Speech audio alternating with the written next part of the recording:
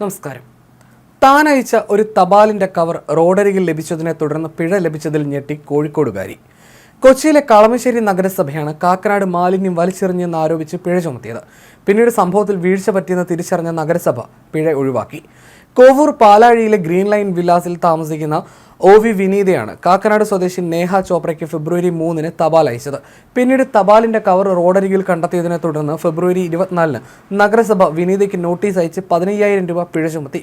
ഭർത്താവ് അനീഷ് വിഷയത്തിൽ നഗരസഭയുമായി ബന്ധപ്പെട്ടപ്പോൾ കവറിലെ മേൽവിലാസം പരിഗണിച്ചാണ് നടപടിയെടുത്തതെന്ന് അധികൃതർ പ്രതികരിച്ചു. അതേസമയം നേഹ ചോപ്രയ്ക്കും നേരത്തെ പിഴ ഈടാക്കിയിരുന്നു. സ്വകാര്യ ഏജൻസിക്ക് നൽകിയ മാലിന്യം അവർ തന്നെ റോഡരികിൽ തള്ളിയതാകാമെന്നാണ് നേഹയുടെ വിശദീകരണം. നഗരസഭ വിശദീകരണത്തിൽ തെറ്റിദ്ധാരണയുണ്ടായതായി മനസ്സിലാക്കുകയും വിനീതയ്ക്ക് ചുമത്തിയ പിഴ പിൻവലിക്കുകയും ചെയ്തു. നവോദയ റോഡരികിൽ 3 ചാക്കിൽ മാലിന്യം നിക്ഷേപിച്ചവർക്കെതിരെ നഗരസഭ കർശന നടപടി സ്വീകരിച്ചതായും അധികൃതർ വ്യക്തമാക്കി. തെറ്റായ രീതിയിൽ ചുമത്തിയ പിഴയും തിരുത്തിയതോടെ സംഭവത്തിൽ വീഴ്ച ഒഴിവാക്കാനാകുമെന്ന് നഗരസഭ ഉറപ്പു നൽകി.